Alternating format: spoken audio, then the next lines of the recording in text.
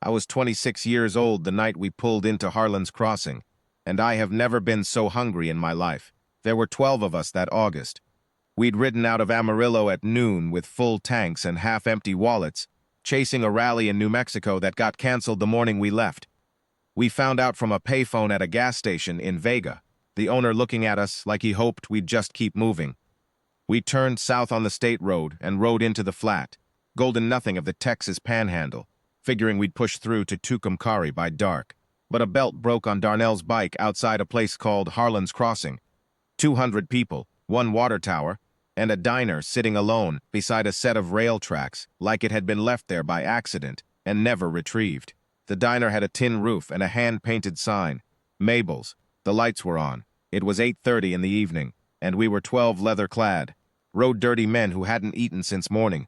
I remember the little bell above the door and the way the two other customers, a farmer and his teenage son, looked up from their plates and went very still. I remember the smell of coffee and pie, the kind of smell that hits you like a wall after a long day in the wind.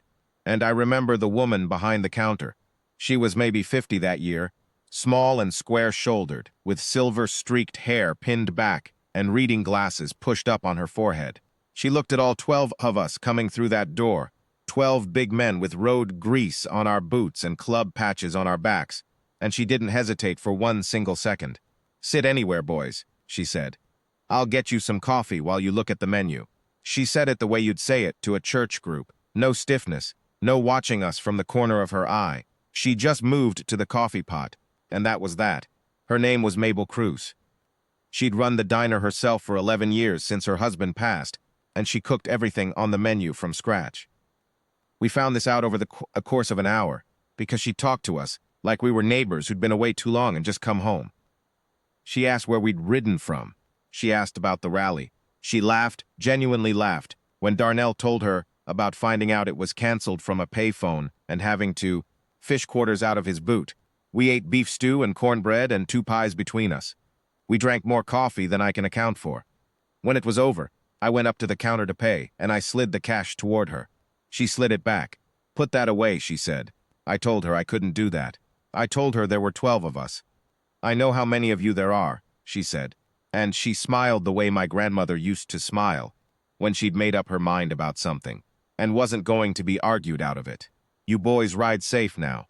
I stood there for a moment, not quite knowing what to say to that. Nobody had ever refused our money politely. Nobody had ever fed 12 of us and sent us off with a blessing like it was the most natural thing in the world. We walked out into the dark.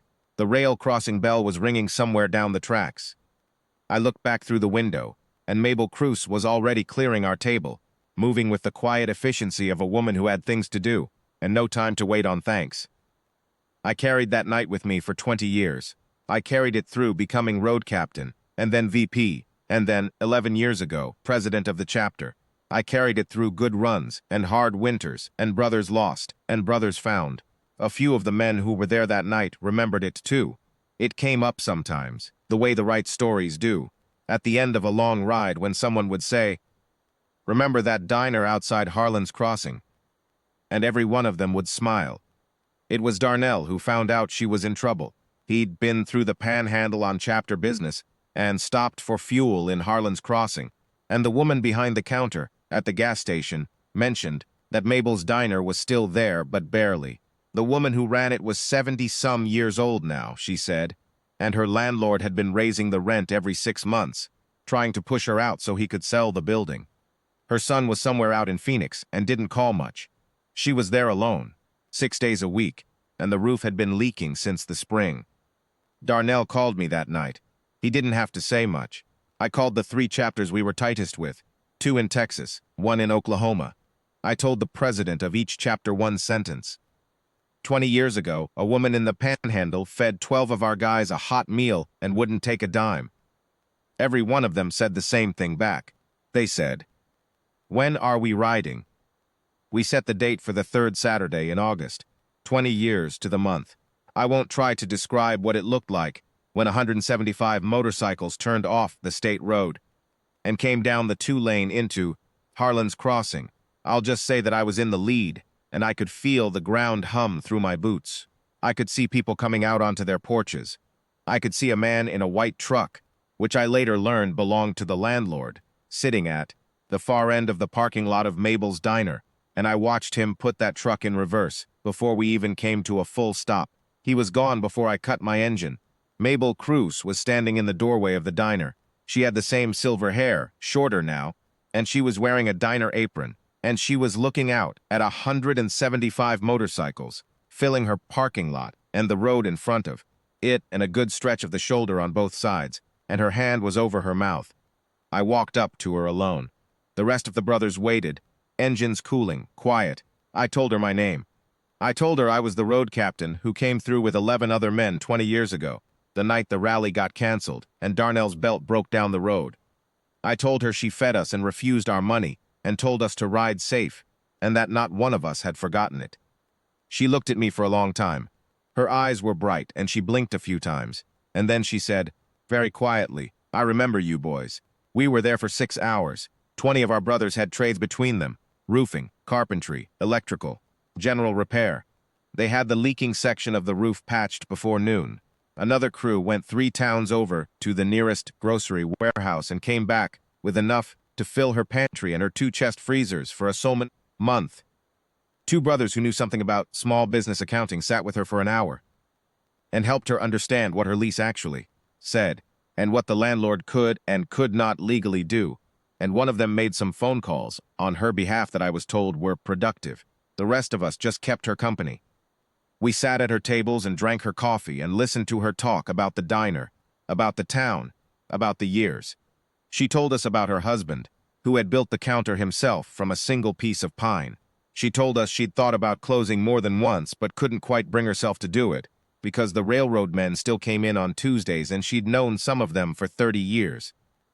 At some point in the afternoon, she made us all eat. There was no arguing with her. There never had been.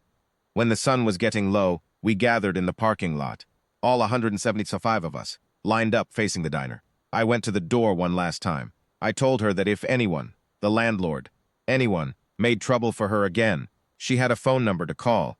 I told her it would be answered any hour of the day or night. She took the card I gave her, and she held it in both hands, and she looked at it for a moment. Then she looked up at me. "All this," she said, "for one meal." I shook my head. "You didn't feed 12 hungry men, ma'am," I told her. "You treated 12 men like they were worth something, when you had no reason to. That's a different thing entirely."